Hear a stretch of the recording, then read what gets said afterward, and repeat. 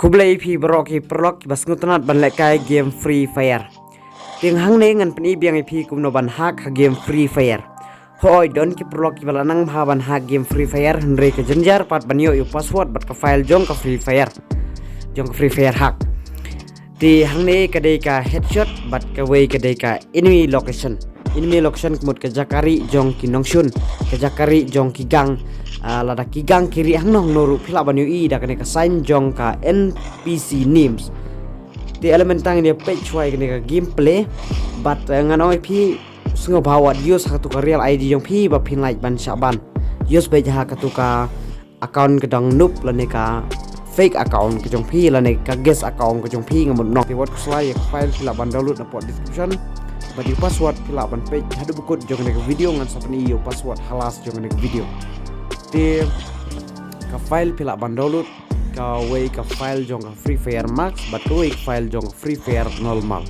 ka normal bat ka Free Fire Max lada pila kai da Free Fire Max pila ban download da file jong Free Fire Max lada pila kai da ka Free Fire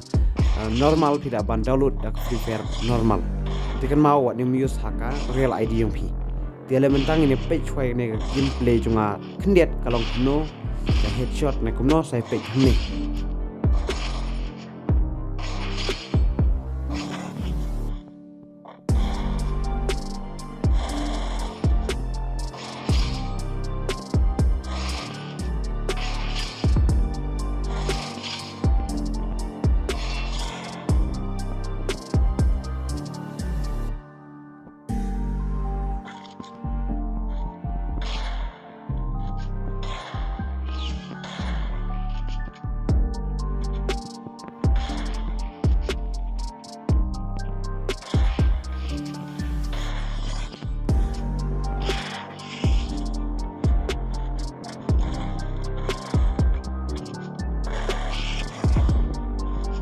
ban penmi artley ki video ka bede bat ka hacking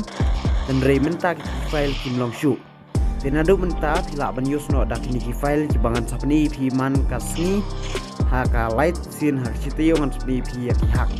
tu password udai riu nyau iwr tanyon extract here nang ta sapis tu password sa password nang ta sanyon kene com dth Free Fire nang ta sanyon code lane copy nang ta select ha kane ka device memory nang ta sanyon kane android ini android nang ta sanyon kane data nang ta sanyon peace titang ne kublai shibon ngini kendupat ha ka next video.